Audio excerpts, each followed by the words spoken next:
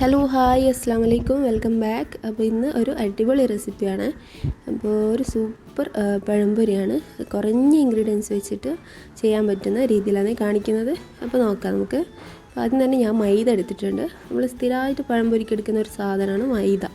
അപ്പോൾ ഒരു അരക്കപ്പ് മൈദ എടുക്കുക. ഏതെങ്കിലും ഒരു ഗ്ലാസ്സിൽ ഒരാൾ അരക്കപ്പ് എടുത്താൽ മതി. വലിയ അളവ് ഇതൊന്നും നോക്കേണ്ട ആവശ്യമില്ല.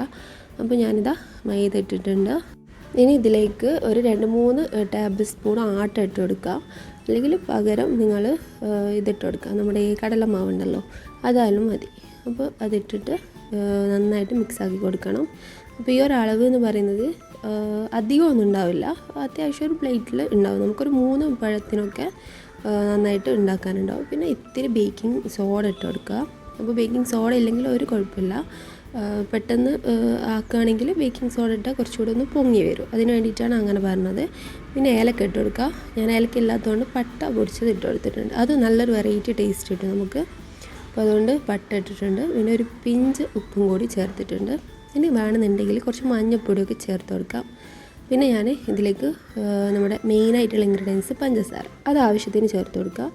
ഒരു 1-2 സ്പൂണൊക്കെ ചേർത്താൽ മതി. അപ്പോൾ മധുരം ഉള്ള പഴമാണെങ്കിൽ കുറച്ച് കുറക്കുക.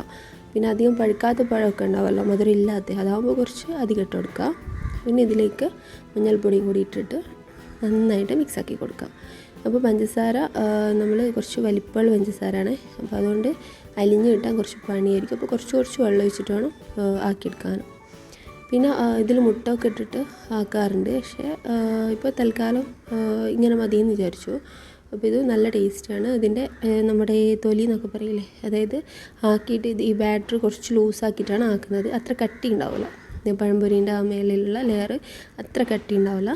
ഇനി നമുക്ക് ഇപ്പം തന്നെ ആക്കാം കേട്ടോ. കുറച്ച് നേരം വെക്കുകയാണെങ്കിൽ കുറച്ചും കൂടെ പൊങ്ങി വരും. പക്ഷേ ക്വിക്കായിട്ടാണ് ആക്കാൻ പറ്റും ഇങ്ങനെ ചെയ്യുകയാണെങ്കിൽ. അപ്പോൾ ഞാൻ ചീനച്ചട്ടി വെച്ച് കൊടുക്കുന്നുണ്ട്. പിന്നെ നിങ്ങൾക്ക് വേണമെന്നുണ്ടെങ്കിൽ പഴത്തിൻ്റെ ആ ഒരു സൈസൊക്കെ ഇല്ലേ, വലുതാക്കാം കേട്ടോ. ഞാൻ കുഞ്ഞു പഴംപൊരിയാണ് ആക്കുന്നത്. അപ്പോൾ ആവശ്യത്തിന് ഓയിലൊക്കെ ഒഴിച്ച് ഒന്ന് സെറ്റാക്കി വെക്കുന്നുണ്ട്, നല്ല ചൂടാകുന്ന സമയത്ത് ഇട്ട് കൊടുക്കാൻ വേണ്ടിയിട്ട്. ഓക്കെ, പഴം കട്ടയുണ്ട്, അതാകുമ്പോഴത്തേക്ക് പഴം കട്ടി. ഓക്കെ, കുറച്ച് പഴുത്ത് പോയിട്ടുണ്ട്. അപ്പോൾ അധികം പഴുക്കണ്ട പഴം എന്ന് പറയുന്നത്. അപ്പോൾ നമുക്ക് നമ്മളെ സ്റ്റൈലിൽ മുറിക്കാം അല്ലേ. ഇങ്ങനെ മുറിക്കാം, ചെറുതാക്കി മുറിച്ചോ. നൈസ് കുഞ്ഞിപ്പഴം. ഇതാണ് പറഞ്ഞത്, നേരത്തെ ഞാൻ പറഞ്ഞ ഹന്ന സ്റ്റൈലിലാണ് പഴം ഉണ്ടാക്കുന്നത് കേട്ടോ. ചെറിയ കുഞ്ഞു ഉറുമ്പലുണ്ടല്ലോ, അതെല്ലാം ഉണ്ടായിക്കോട്ടെ, വിഷയമല്ല. നമ്മൾ കൂറാനെല്ലാം കണ്ടു വന്നാൽ ഉറുമ്പൊന്നൊരു പ്രശ്നമാണ്. ഇത് ജസ്റ്റ് മുറിച്ച് വെക്കുന്നുണ്ട്. വേഗം പഴമൊക്കെ വേഗം ചീത്ത വെക്കുന്നുണ്ട്, എന്താ അറിയില്ല. ഒരു കൊല്ലം മൈസൂർ പഴം കിട്ടിയിട്ട് കണ്ട തീരാനാകുമ്പോഴത്തേക്ക് അതിനെ കൊണ്ട് വേറെ ഒരു ഉപകാരം അല്ലേ, പൊളിക്കണം. പക്ഷെ കുറച്ചുകൂടെ നിങ്ങൾ പഴുക്കുന്നതിന് കുറച്ചുകൂടെ മുന്നായിരിക്കും പഴംപൊരി ആക്കിയ ടേസ്റ്റ്. ഇത് നമുക്ക് പഴം നിറച്ചതൊക്കെ ഇല്ലേ, അതൊക്കെ നല്ല ടേസ്റ്റ് ഉണ്ടാവും. അത് ഞാൻ ഒരിക്കലൊരു വീഡിയോ ഇട്ടിട്ടുണ്ടായിരുന്നു, പഴം നിറച്ച്, കുറച്ച് മുന്നേ ആണെന്ന് തോന്നുന്നു. അപ്പോൾ അത് പോയി കാണണം. കാണാത്തവരുണ്ടെങ്കിൽ നല്ല ടേസ്റ്റി മലബാർ വിഭവമാണ്. കൈ വിളച്ചിട്ടാണ്.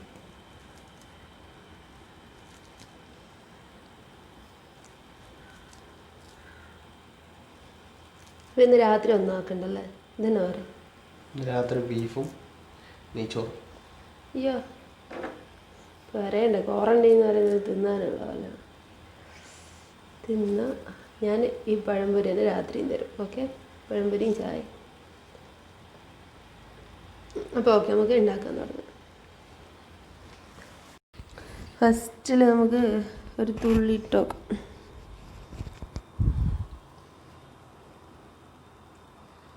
ഇല്ല, ചൂടായിക്കില്ല. ഇതാ ഇല്ല,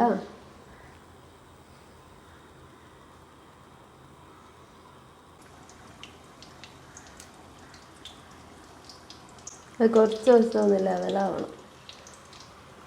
ഓക്കെ,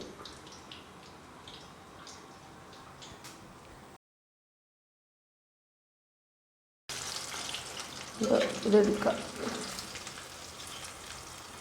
ഇത് കുഞ്ഞു കുഞ്ഞു പഴംപൊരിയാണ്. ഇവിടെ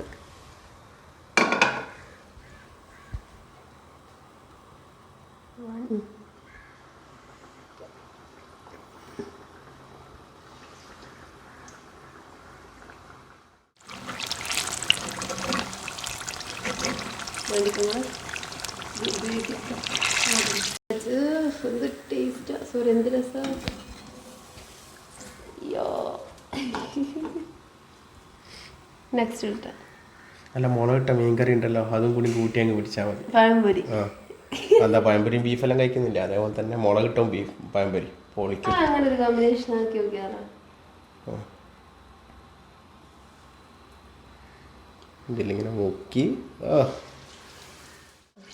അപ്പോൾ നിങ്ങൾക്ക് ഈ ബാറ്ററി ഇനിയിപ്പോൾ അഥവാ ബാക്കി ഉണ്ടെങ്കിൽ അത് ജസ്റ്റ് ഒന്ന് ഇങ്ങനെ ഇതിലേക്ക് അങ്ങ് ഇട്ട് കൊടുത്താൽ മതി. പഴംപൊരി പോലെ തന്നെ അതിൽ നല്ല സൂപ്പർ ടേസ്റ്റ് ആയിരിക്കും. അപ്പോൾ അങ്ങനെ ട്രൈ ചെയ്ത് നോക്കണം. ഓക്കെ.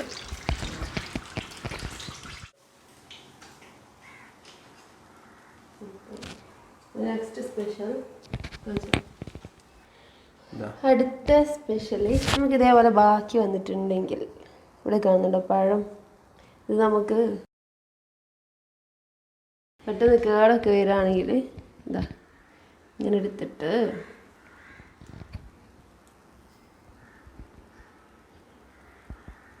നമ്മളെ ഞമണ്ടി പൊരിക്കാന്നുള്ള സാധനമല്ലേ അതിന് പകരം അല്ലേ പൊളിക്കും.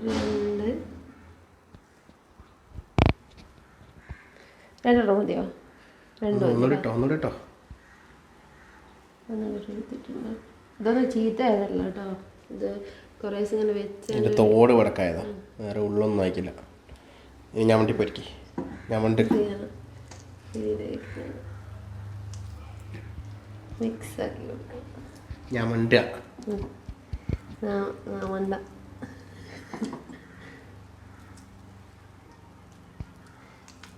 എന്നിട്ട് ഇതിലേക്ക് ഇട്ട് കൊടുക്കുക. ഇത് നമുക്ക് സ്പൂണുണ്ട് കേട്ടോ, ഞാൻ കൈ കൊണ്ടാക്കിയെന്നുള്ളൂ. ഇപ്പോൾ കൈ കൊണ്ടാക്കാൻ മടിയുള്ളവരാണെങ്കിൽ ചിലക്ക് ഇങ്ങനത്തെ ഒന്നും ഇഷ്ടപ്പെടില്ലല്ലോ, അപ്പോൾ ഫോർക്ക് കൊണ്ട് ഇങ്ങനെ ജസ്റ്റ് ആക്കി കൊടുക്കുക. ഓക്കെ, ഇതായിട്ടിട്ട് ഇനി ഞാൻ സ്പൂണ് കൊണ്ട് ഇട്ട് കൊടുക്കും.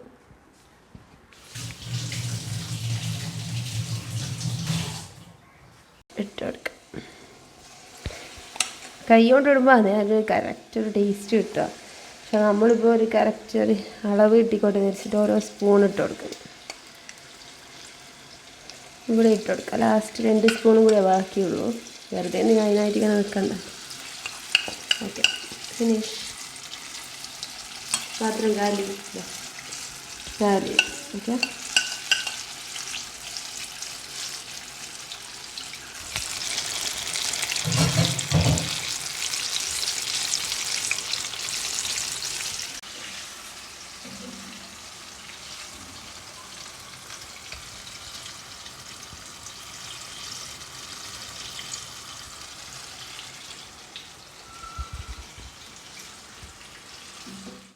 രാത്രിയിലെ ഫുഡും കൂടിയായി.